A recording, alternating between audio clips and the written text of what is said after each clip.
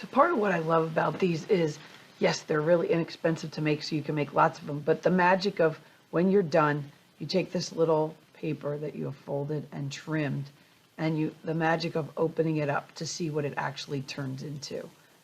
Who would have known that these would look like this? And then look at the interesting shapes, the recognizable shapes that are in here. I actually had a lot of time before, so look at this one, all right? And when I open it up, look, I have hearts in here, and it looks like flying seagulls. And then you open it up to the hole, and we see these really nice shapes. I have to say one of the keys is that it has a random shape on the edges. It doesn't look like a square. A snowflake doesn't look like a square, and you don't want your square to look that way.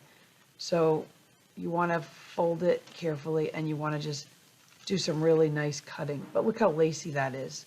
All right, so let me show you, now that I've showed you some examples of some really good ones, I'll show you how to make this. So you're going to start out with a piece of paper, regular piece of photocopy paper. That's the best paper to work with. I'm going to take this corner and I'm going to fold it at the corner. So I'm going to go all the way up until it is equal up on the top. This is how I get the beginning square. All right. At this point, I find it easiest to take my scissors and cut right now so that I have a perfect square. Okay, so I don't need that anymore. I can take this, you see, it's a perfect square. Keep it back in its half. On the fold side, I'm going to fold the fold side in half. Really important that you keep your folds straight. That means I'm lining them up very closely, all right? And fold it nicely. And now I'm going to take this again, and I'm going to fold it one more time. This is a fold side, this is a fold side. Fold it again. If this video goes too fast for you, just hit pause and catch up. All right, so here I have it. Now, one of the things you could do to help yourself out is you could take this and you could just draw a curve over here, all right, to make it look an ice cream cone shape. But another thing you could do is you could just change your shape. So I'm actually going to come over here and I'm going to cut out a shape here, come across here, and come around, right? Then I'm going to cut into here. Little snips. Notice I use the inside of my scissors. It really helps me get the leverage I need because I'm cutting through like 8 pieces of paper, all right? And then I'm thinking about what kind of shapes I want to cut. And I'm going to cut into this. Now, if you're a person who has wacky scissors, you could use those to change some of your design, but you could also just use regular scissors. And I find that cutting in different shapes. Now, I wouldn't want to cut all the way across here, because what if I cut all the way across? Boom. I've just shrunk my whole snowflake to be teeny tiny. So you want to cut into it, but don't cut all the way across, except for on the top end, because you want the top to be smaller. So I'm just cutting into this, triangles, rectangles, random shapes. But I have to leave some of the fold or else the whole thing will fall apart. Okay, so I cut on that side. I'm going to go back to this side. I'm going to cut over here. Again, I have to leave some of the fold. Leave a little bit of this edge.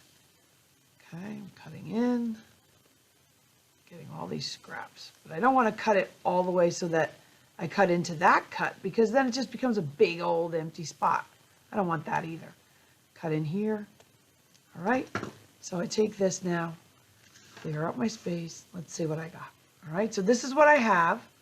When I open it up, I have this amazing snowflake. You have to be gentle when you open it up because they're very fragile because you've cut it so many times. Look at that, I have like a kind of star blast in the middle. And then I have those hearts. All right, let me do one more.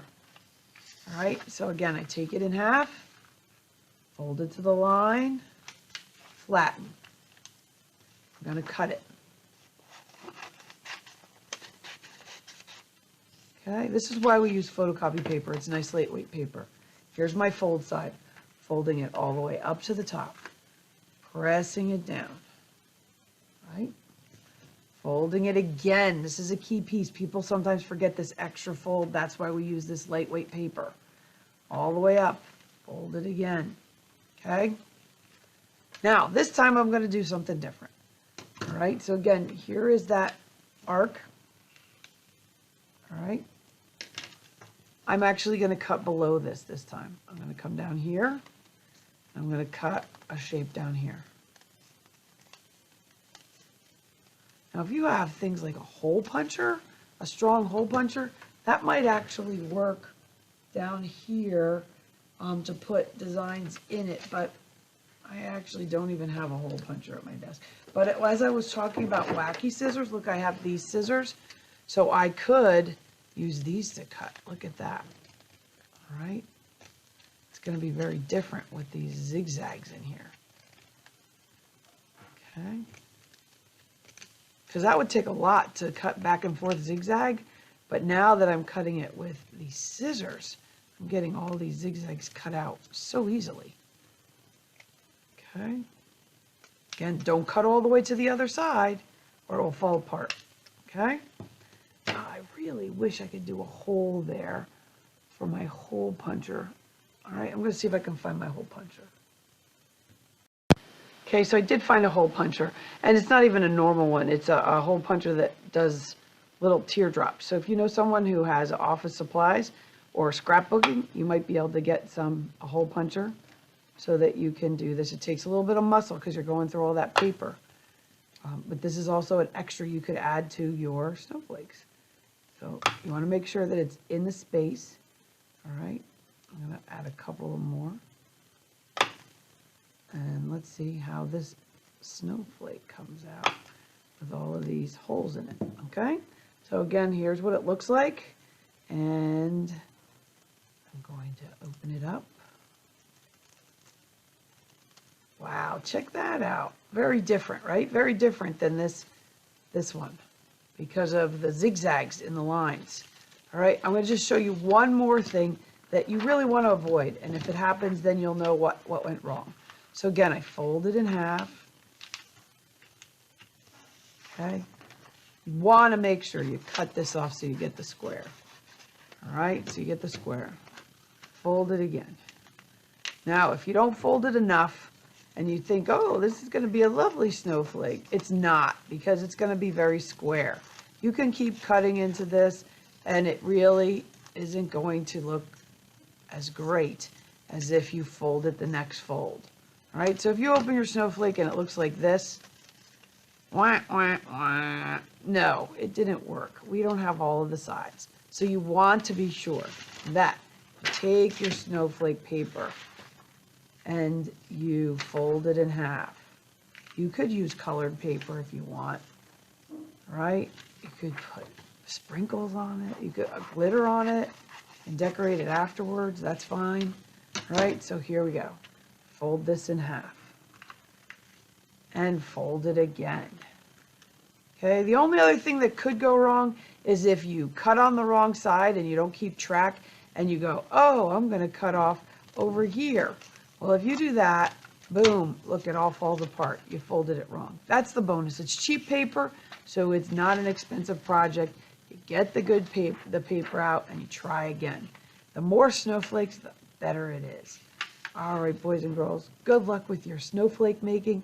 I look forward to seeing, maybe in your background, in your Google Meets, some of your amazing snowflakes decorating your area or your space. They look beautiful on a window, or you could put them on a wall or hang them up.